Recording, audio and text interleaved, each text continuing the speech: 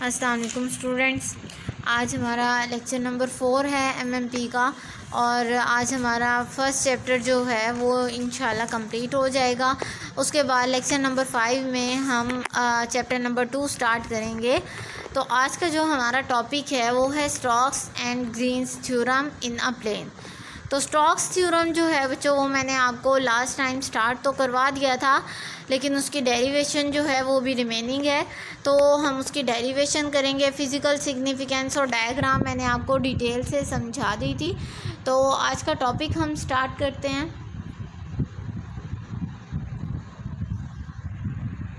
यहाँ तक बेटा हमने कर लिया था। ये जो डायग्राम है ये मैंने आपको लास्ट टाइम समझाई थी कि आप इस डायग्राम को किस तरीके से अंडरस्टैंड कर सकते हैं।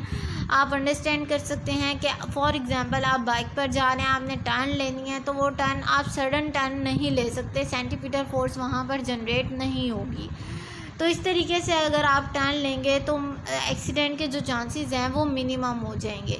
यहाँ पर मैंने आपको ये सारी डायग्राम समझाई थी कि जो फर्स्ट वाला फंक्शन है वो कांस्टेंट है, तो ये हमारे पास आ जाएगा f1 x y z। यहाँ पर आप g को कट भी कर सकते हैं, ये ऑप्शनल है हमारे पास। आप 3D में अगर लें तो आप g लिख दीजिएगा, अगर 2D में लें तो आपने x y ही लिखना है। इसी तरीके से जो f2 है, f2 में आपने देखा था कि x एक्सिस के अकॉर्डिंग यहाँ से x एक्सिस से ही चेंज आना स्टार्ट हो गया था। तो हम क्या लिखेंगे, x plus D x means x में चेंजिंग आई है, y सेम रहा है हमारे पास, उसमें चेंजिंग नहीं आई। अब आगे चलते हैं -f1 की तरफ। -f1 में आपने देखा कि चेंज जो था वो y से ही स्टार्ट हो गया, तो आप लिखेंगे x y plus D Y means जो चेंज है वो x में तो नहीं आया, अब y के लिहाज से चेंज आया है। इसी तरीके से ये वाला जो फंक्शन है -f2, इसमें आप चेंज मेंशन नहीं करेंगे। क्यों चेंज मेंशन नहीं करेंगे ये मैंने आपको लास्ट लेक्चर में बताया था कि नेगेटिव का जब आप नेगेटिव के लिहाज से ही चेंज लेते हो तो आपको बहुत ज़्यादा स्मॉल वैल्यू मिलती है, अप्रोचेस टू ज़ीरो वैल्यू मिलती है, जो हम कंसिडर नहीं करते, नेगलेक्ट कर देते हैं उसे। अब यहाँ पर हमने एक क्लोज्ड पाथ बना लिया। अगर हमने ये देखना है कि टोटल कितना डिस्टेंस हमने कवर किया तो हमें डेफिनेटली इन सब पाथ को ऐडअप करना पड़ेगा। तो ये देखें टोटल फंक्शन में सारे ऐडअप हो गए। यहाँ पर आपने कंफ्यूज नहीं होना, क्योंकि ये f3 और f4 जो है बेसिकली -f1 और -f2 को रिप्रेजेंट कर रहा है। देखें a से b की तरफ आपका जो डिस्टेंस का जो मैग्नीट्यूड है वो ये है और डायरेक्शन ये है, लेकिन डिस्प्लेसमेंट का सी से डी की तरफ आप बिल्कुल उलट चल रहे हैं ए से बी के, सी से डी की तरफ। तो अगर मैं इस ए से बी को मैं f1 लिख दूं तो सी से डी की तरफ मुझे -f1 लिखना पड़ेगा। तो इसका मतलब ये हुआ कि यहाँ पर हमारे पास सिर्फ दो फंक्शन है बेसिकली, f1 और f2, बाकी उसका नेगेटिव भी हमारे पास पॉसिबल है। इसी तरीके से जब हम b से c की तरफ गए हैं तो ये वाली डायरेक्शन है, और c से d a b यहाँ पर हमारे पास c आ जाएगा, और d से a की तरफ जब आप गए हैं तो ये डायरेक्शन है। तो यहाँ अगर मैं f2 लिखती हूँ तो ये -f2 आ जाएगा हमारे पास। तो यहाँ पर हमने देखा कि ये जो भी फंक्शन है हमारे पास, चाहे f1 है, f2 है या नेगेटिव वैल्यूज़ हैं, ये दो ही कोऑर्डिनेट्स का फंक्शन है x y। f1 की बात करें तो यहाँ पर भी f1 along the x axis है, यहाँ पर भी अलॉन्ग दी x एक्सिस है, तो यहाँ i यूनिट वेक्टर आएगा। f2 की बात करें तो ये यहाँ पर भी y एक्सिस के अलॉन्ग है, यहाँ पर भी y एक्सिस के अलॉन्ग है, तो यहाँ पर j आएगा। लेफ़्ट हैंड साइड को लेते हैं, dl को हमने रिप्लेस किया था लास्ट लेक्चर में dr से। a से b तक ट्रैवल, b से c तक, c से d तक और फिर d से a तक। याद रहे कि a से b तक आपने पॉजिटिव वैल्यू ली है, b से c तक भी पॉजिटिव वैल्यू है, लेकिन c से d तक नेगेटिव वैल्यू है, -f1 है, और d से a तक भी नेगेटिव वैल्यू है, -f1 है। अब उसी तरीके से हमने चेंज मेंशन किया है, a से b तक जाते हुए कोई चेंज नहीं आया, f1 dx। b से c की तरफ जाते हुए आपकी कांस्टेंट वैल्यू भी थी, x के लिहाज से चेंज आया जहाँ आप y की तरफ रहे हैं। इसी तरीके से -f1 माइनस को आप बाहर ले लेंगे, f1 कांस्टेंट था आधे रास्ते में, और बाकी चेंज y के लिहाज से आया, बाहर आपका आ जाएगा यहाँ पर dx। इसी तरीके से नेगेटिव वाली वैल्यूज़ का हम चेंज नहीं लेंगे, जो नेगेटिव का नेगेटिव के लिहाज से चेंज है वो नहीं लेंगे हम। -f2 आ जाएगा हमारे पास। अब ये हमारे पास जो लास्ट टर्म है ये आपको रिप्रेजेंट कर रही है कि यहाँ पर कोई चेंजिंग नहीं आई। अगर चेंज आया भी है तो वो बहुत ज़्यादा स्मॉल चेंज था, उसको हमने नेगलेक्ट कर दिया है, वो अप्रोचेस टू ज़ीरो पर चला गया है चेंज, और सिर्फ हमने कांस्टेंट वैल्यू को कंसीडर किया है यहाँ पर। इसी तरीके से नेक्स्ट डेरिवेशन हम इसकी करते हैं। इसी इक्वेशन को, जो हमने इक्वेशन 5 ड्राइव की है, इसी इक्वेशन को हम सिंप्लीफाई करेंगे। सिंप्लीफाई किस तरीके से करना है बच्चों, आपने यहाँ पर देखें ये इंटीग्रेशन पूरी टर्म के साथ मल्टीप्लाई हो रहा है। उसके अलावा ये जो dy है ये आपका मल्टीप्लाई हो रहा है f1 dx के साथ, और यही ये dx के साथ मल्टीप्लाई नहीं हो रहा, ये आपका मल्टीप्लाई हो रहा है इस टर्म के साथ। f2 dy आ जाएगा, partial f2 by partial x dx dy आ जाएगा। इसी तरीके से यहाँ पर मौजूद जो dx था वो आपका इस टर्म के साथ मल्टीप्लाई हो रहा है, f2 dy आपका एज इट इज़ आ जाएगा। मीन्स आपने सिंप्लीफाई करते हुए जस्ट ब्रैकेट्स को खोल देना है, इंटीग्रेशन को सबके साथ मल्टीप्लाई कर देना है, जैसे मैंने ये नेक्स्ट स्टेप में किया हुआ है। नेक्स्ट स्टेप में हमने डायरेक्ट ये कैलकुलेशंस की हैं कि जो हमारे पास टर्म कैंसिल आउट होती थी उसे कैंसिल आउट कर दिया, जो रिमेनिंग टर्म थी वो हमने यहाँ पर लिख दिया। सिंप्लीफाई बेटा आपने उसी तरीके से करना है जैसे मैंने आपको समझाया है।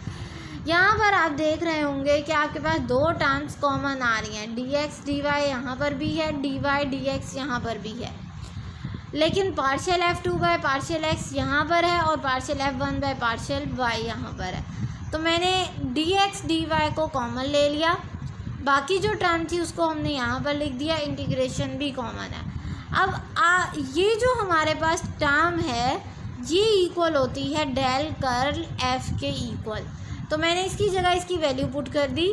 ये हमारे पास आ गया del curl f surface integration, और यहाँ पर आ जाएगा dA। सरफेस इंटीग्रेशन क्यों मेंशन किया अब मैंने, क्योंकि यहाँ पर सिर्फ दो हमारे पास वैल्यूज़ हैं x और y, z नहीं है, तो 2 डायमेंशन में हमेशा एरिया एग्जिस्ट करता है, इसलिए हमने इसको सरफेस इंटीग्रल का नाम दिया। अब यहाँ पर कंफ्यूजन आपके पास आ रही होगी कि ये जो टर्म है जिसे मैंने डेल कर्ल f के इक्वल कहा है, ये कैसे डेल कर्ल f के इक्वल आई है, तो इसको हम देखते हैं। देखें डेल कर्ल f आ जाएगा हमारे पास। इसको बेटा मैं आपको प्रूव करवा देती हूँ कि डेल कर्ल f के इक्वल ये इक्वेशन मैंने कैसे ली है। डेल भी एक वेक्टर ऑपरेटर है, f भी हमारे पास एक वेक्टर है। अब डेल हम बात कर रहे थे 2 डायमेंशन की, x और यहाँ पर है y, तो इसका मतलब है कि डेल मुझे लेना है। अब कल मैंने आपको समझाया था हम डिटर्मिनेंट की फॉर्म में लेते हैं, लेकिन 2 डायमेंशन है तो जस्ट ij लेंगे। पहले डेल है तो डेल की वैल्यू लिखें, partial bye partial x, partial bye partial y आ जाएगा आपके पास। इसके बाद आपके पास है ये f, तो f मैं लिख देती हूँ यहाँ पर f1 और f2 में जो fx कंपोनेंट है और fy कंपोनेंट। अब इसका आप ले लें डिटर्मिनेंट, तो आप डिटर्मिनेंट अब कैसे लेंगे, अब बेटा आपने क्या करना है, आपने सिंपली इसकी क्रॉस मल्टीप्लिकेशन कर देनी है। इसको इससे मल्टीप्लाई करें, इसको इससे मल्टीप्लाई करें, आपके पास आंसर आएगा partial f2 by partial x with negative sign हमारे पास आ जाएगा minus partial f1 by partial y। तो ये देखिए ये वही वैल्यू आएगी जो ये यहाँ पर लिखी हुई है। जब आप इसकी क्रॉस मल्टीप्लिकेशन करेंगे, ये आप रफ वर्क में करके देखिएगा, क्रॉस मल्टीप्लिकेशन से आपको यही आंसर मिलेगा जो मैंने डेल कर्ल f के इक्वल लिया है। तो ये हमारी राइट हैंड साइड भी प्रूव हो गई। लास्ट थ्योरम में हमने क्या किया था, हमने वहाँ से लेफ़्ट हैंड साइड को प्रूव किया था, यहाँ पर हमने लेफ़्ट हैंड साइड को यूज़ करते हुए राइट हैंड साइड को प्रूव किया है। नेक्स्ट थ्योरम की तरफ हम चलते हैं। नेक्स्ट थ्योरम है हमारा Green's theorem in a plane. अब Green's theorem in a plane जो है, इसको हम किस तरीके से स्टेट करते हैं, मैथमेटिकल स्टेटमेंट क्या है, प्रूफ कैसे करना है इसे, इसकी डायग्राम कैसे है, ये सारी चीज़ें हम अंडरस्टैंड करेंगे। ग्रीन्स थ्योरम जो है बेसिकली ये आपको याद होना चाहिए कि ये स्पेशल केस है किसका, स्टोक्स थ्योरम का। यहाँ पर आप देखिए ये स्टेटमेंट भी वैसे बन रही है जैसे आपके पास डेल कर्ल एफ की स्टेटमेंट बन रही थी, एक एक्स के साथ टर्म है और एक वाई के साथ टर्म है। तो यहाँ पर बेसिकली कर्ल हम किस में यूज़ करते हैं, स्टोक्स थ्योरम में। तो स्टोक्स थ्योरम की ये हमारे पास जो है Green's theorem in a plane basically Stokes theorem का स्पेशल केस है। किस तरीके से हम इसे डिफ़ाइन करेंगे इस थ्योरम को, सबसे पहले हम इस थ्योरम की स्टेटमेंट देखते हैं। This theorem states that integral around the boundary of the components, मतलब किसी भी बाउंड्री के ऊपर कोई कंपोनेंट है हमारा, उसकी बाउंड्री है, उसके ऊपर अगर हम इंटीग्रल ले लें तो वो जो इंटीग्रल होगा वो वेक्टर फील्ड का किसके इक्वल आएगा, double integral over that region of the vector field. For example एक वेक्टर फील्ड है आपके पास ए, अब ये वेक्टर फील्ड एग्जिस्ट कर रही है इतने रीजन में। ये थ्योरम क्या कहता है, ये थ्योरम कहता है कि आप इसकी बाउंड्री को डिवाइड कर दें। लेट्स सपोज मैंने ये बाउंड्री डिवाइड कर दी है, अब इसकी हमारे पास कितने पोर्शन बन गए, 4 पोर्शन बन गए। पहली बाउंड्री ये बन गई ए से बी की तरफ, इसे मैं नाम दे देती हूँ ए, और ये है हमारे पास बी, फिर बी से सी की तरफ, सी से डी की तरफ, डी से दोबारा हम आ जाएंगे इस ए की तरफ। तो इट्स मीन यहाँ पर जो हमारे पास वेक्टर फील्ड थी ए, इस वेक्टर फील्ड को मैंने डिवाइड कर दिया है 4 पोर्शन में, हर एक की अपनी अपनी बाउंड्री है। अगर हम इस बाउंड्री के ऊपर इंटीग्रल लें तो वो जो इंटीग्रल आएगा वो बेसिकली किसकी इक्वल आएगा, double integral of this whole region, जिस रीजन में ये वेक्टर फील्ड एग्जिस्ट कर रही है। लेट्स सपोज ये रीजन टोटल रीजन है आर, इस वेक्टर फील्ड में रीजन में जो वेक्टर फील्ड ए एग्जिस्ट कर रही है, इस डबल इंटीग्रल जो है वो इस रीजन की वैल्यू के इक्वल आएगा। मैथमेटिकली इसे हम कैसे लिखेंगे, यहाँ पर हमारे पास लेट्स सपोज हमारे पास 2 आ गए, हमने इसको 2-2 करके सॉल्व करना है, इसलिए हम इसे नाम दे देंगे। लेट्स सपोज ऊपर वाला जो पोर्शन है वो m है और नीचे वाला पोर्शन हमारे पास n है। या आप अप एंड डाउन नहीं कर रहे तो आप लेफ़्ट एंड राइट कर लें, यहाँ वाला m है और यहाँ वाला n है, इस तरीके से कर लें। m dx integration plus n dy means एक m जो एक पोर्शन है वो आप अलोंग दी एक्स एक्सिस लेंगे, दूसरा पोर्शन आप अलोंग दी वाई एक्सिस लेंगे, ताकि दोनों साइडें हमारे पास कवर हो जाएं। तो ये हमारे पास आएगा उसी रीजन में जहाँ ये एग्जिस्ट कर रहे होंगे। डबल इंटीग्रेशन आर रिप्रेजेंट कर रहे रीजन को, partial N by partial X minus partial M by partial Y D X D Y. ये जो हमारे पास इक्वेशन ए है ये बेसिकली मैथमेटिकल स्टेटमेंट है किसकी, Green's theorem in a plane की। हमें यही जो स्टेटमेंट है वो प्रूव करनी है। इसके लिए हम क्या लेंगे, सबसे पहले एक क्लोज्ड पाथ लेंगे, जैसे मैंने अभी आपको यहाँ पर समझाया कि ये हम पाथ ले सकते हैं क्लोज्ड, तो ये हम क्लोज्ड पाथ ले लेंगे। अब उसके बाद हमने क्या करना है, क्लोज्ड पाथ इसको सी का नाम दे देंगे, कंटेनिंग रीजन आर, उसके अंदर जितना भी रीजन एग्जिस्ट कर रहा है वो आर एग्जिस्ट कर रहा है। We divide this into the 2 path, हम इसे 2 पाथ में डिवाइड कर लेंगे, मतलब हम जब उसे कट करेंगे तो वो 2 पाथ बन जाएंगे ए बी सी और सी D A. A B C को नाम दे दिया हमने एन, एक को नाम दे दिया हमने एम का। तो किस तरीके से हम इसे सॉल्व करेंगे और डायग्राम किस तरीके से बनेगी इसको हम देखते हैं। अब सबसे पहले स्टूडेंट्स हम डायग्राम को समझते हैं, उसके बाद हम आएंगे इसकी डेरिवेशन की तरफ। अब डायग्राम देखिए, जैसे मैंने आपको कहा था कि हम सबसे पहले एक क्लोज्ड पाथ लेंगे, इसी तरीके से डायग्राम में क्लोज्ड पाथ लिया हुआ है। हमने डिवाइड कर दिया है इसे 2 पार्ट्स में, ये ले हमने 2 पार्ट्स में डिवाइड कर दिया। इसे मैंने नाम दिया हुआ है ए का, इसे मैंने नाम दिया हुआ है सी का। अब ये जो पाथ है ये अलोंग दी एक्स एक्सिस है। यहीं पर मैं आपको दोबारा ये करवा देती हूँ कि मैंने किस तरीके से ये डायग्राम ड्रॉ किया है। ये जो ए सी है ये इस क्लोज्ड कंटूर को 2 पॉइंट पर कट कर रही है, तो 2 पॉइंट्स हमारे पास क्या आ जाएंगे, वाई एक्सिस के अलोंग, तो ये सेम वैल्यू रख रहे हैं, ए और सी वाई एक्सिस के अलोंग सेम वैल्यू रख रहे हैं, तो मैंने इसे नाम दे दिया ए वाई का जैसे आप डायग्राम में देख रहे हैं, यहाँ पर मैंने नाम दिया हुआ है। अब जब एक्स एक्सिस पर मैं इसे ड्रॉ करूँगी डाउनवर्ड साइड पर, तो ये मुझे डिफरेंट वैल्यूज़ देंगे। इसे मैं लिख देती हूँ सी एक्स, इसे मैं लिख देती हूँ ए एक्स, जैसे यहाँ पर मैंने मेंशन किया हुआ है। अब ये तो बात आ गई यहाँ तक। अब नेक्स्ट में अगर हम इसे ऑप्शनली, मतलब दोनों तरीके से हम कट कर सकते थे, एक्स एक्सिस के अलॉन्ग भी, वाई एक्सिस के अलॉन्ग भी। ये मैंने आपको एक्स एक्सिस का समझा दिया। अगर हम वाई एक्सिस के अलॉन्ग कट करते हैं तो ये वाली डायग्राम बनेगी। तो वाई एक्सिस के अलॉन्ग भी हमारे पास वाई चेंज हो रहा है। देखें, ये वाई की वैल्यू चेंज हो रही है यहाँ पर। जैसे मैंने एक को डी का नाम दे दिया, एक को बी वाई का नाम दे दिया, लेकिन इसके अलॉन्ग एक्स की वैल्यू जो है ये सेम रह रही है। ये आपका आ जाएगा बी एक्स, ये वाला पॉइंट सेम है। तो ये इस तरीके से, ये जो डायग्राम बनाई हुई है इस तरीके से बनाई हुई है। अब मैंने टोटल जो इसका रीजन है वो आर है, वेक्टर फील्ड अगेन ए है। मैंने इसको नाम दे दिया, ये y1 x है, ये y2 x है।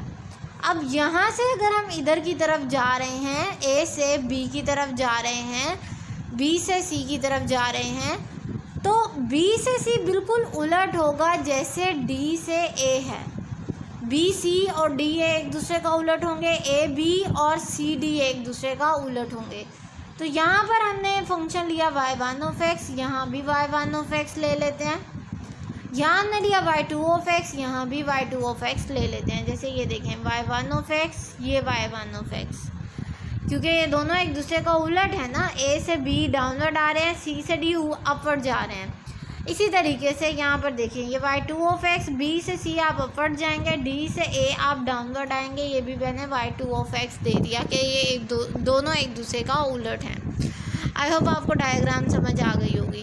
अब हम कंसिडर करते हैं कि वेक्टर फील्ड जो हमने a ली है, मतलब ये जितनी भी फील्ड है इसको हमने वेक्टर फील्ड a का नाम दिया है। तो कितने पोर्शन में हम मैक्सिमम डिवाइड कर सकते हैं? एक्स एक्सिस के अलॉन्ग भी 2 पोर्शन और वाई एक्सिस के अलॉन्ग भी 2 पोर्शन। इन्हें नाम दे देते हैं, एक को m का और एक को n का। अगर आप राइट और लेफ़्ट ले रहे हैं तो राइट और लेफ़्ट में इन्हें नाम दे दीजिएगा। तो ये आ जाएगा हमारे पास, दोनों फंक्शन है m x y along the i और n x y along the j। अब ये ज़रूरी नहीं है m के साथ i लगाएं आप या n के साथ j लगाएं, आप इसको अल्टरनेट भी कर सकते हैं क्योंकि आपने नाम अपनी मर्ज़ी से दिए हैं रीजन्स को। r हमारे पास किसके इक्वल आ जाएगा? x और y, x I plus Y J means 2 dimension है, एक्स वाई 3rd डायमेंशन नहीं है। तो इस तरीके से हम एक्स आई वाई जे लेंगे। अगर डी आर की बात करें तो ये बन जाएगी equation D X I plus D Y J. तो यहाँ पर हम क्या करेंगे, सबसे पहले ए डी आर को कंसिडर करते हैं। मतलब जो वेक्टर फील्ड थी हमारे पास A with respect to D R का मतलब एक्स और वाई के लिहाज से ये हमारी किसके इक्वल आएगी? एक तो आ जाएगी ए बी सी, इसे हमने नाम दे दिया था m का, और ये अलॉन्ग दी एक्स एक्सिस है, डी एक्स ले रहे हैं इसे। फिर C D A along the Y axis move किया हमने तो एन डी वाई आ जाएगा। सबसे पहले एम डी एक्स को सॉल्व करते हैं। एम डी एक्स की तरफ जाते हुए हमने डिस्टेंस ट्रैवल किया ए से बी की तरफ, x और फंक्शन था हमारे पास y1 x dx। फिर हम गए कहाँ पर? b से c की तरफ, a से b और फिर b से c की तरफ। नेगेटिव साइन आप लगाएंगे, नेगेटिव साइन में m x आ जाएगा और y2 x का डिस्टेंस आपने कवर किया अलॉन्ग द dx। ये हमारे पास dx का आ गया फंक्शन। अब नेक्स्ट है हमारे पास के a से b की तरफ हमने ये डिस्टेंस ट्रैवल किया, ये b से c की तरफ था। हमने इन दोनों को बाहर ले लिया, मतलब मैंने एक ही इंटीग्रेशन ले लिया a से b तक का और बाकी टर्म एज इट इज़ आ गई। अगर मैं टोटल इंटीग्रेशन लूँ, मतलब a से b की तरफ, b से c की तरफ, एक्चुअल में हम ऐसे ही मूव किए हैं a से b की तरफ, b से c की तरफ, तो हमारे पास क्या आएगा? हमें अल्टरनेट जगह इसकी जगह चेंज करनी पड़ेगी, a से b और b से c। नेगेटिव साइन बाहर ले लिया, नेगेटिव साइन बाहर लेने से ये नेगेटिव हो जाएगा, ये पॉजिटिव में कन्वर्ट हो जाएगा जैसे मैंने यहाँ पर किया हुआ है। इसी इक्वेशन 6 को हम लिख सकते हैं इक्वेशन 7 की फॉर्म में कि a से b, b से c है और साथ में हमने फंक्शन के ऊपर भी इंटीग्रेशन लिया हुआ है 1/x बाई 2/x जो उसकी लिमिट थी partial m by partial y dy dx। इसी तरीके से आप क्या करेंगे, n की वैल्यू को सॉल्व करेंगे। ये हमने m की वैल्यू सॉल्व कर ली इक्वेशन 8 में। इसी तरीके से आपके पास क्या आ जाएगा, n की वैल्यू आ जाएगी। Partial m by partial y था यहाँ पर, यहाँ लिखेंगे आप x, dx dy सेम आ जाएगा।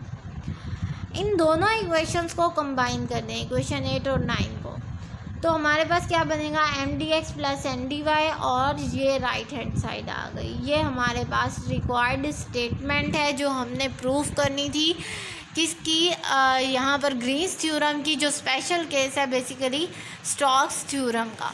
तो हमने ये ग्रीन्स थ्योरम भी प्रूव कर लिया। ये हमारा लास्ट लेक्चर था चैप्टर नंबर 1 का। तो नेक्स्ट में हम इंशाल्लाह चैप्टर नंबर 2 डिस्कस करेंगे जिसका नाम है कर्विलिनियर कोऑर्डिनेट्स एंड टेंसर्स। उसको हम स्टार्ट करेंगे। इस चैप्टर में कोई भी कन्फ्यूजन हो तो आप मुझसे कांटेक्ट कर सकते हैं। Thank you so much. अल्लाह हाफिज़।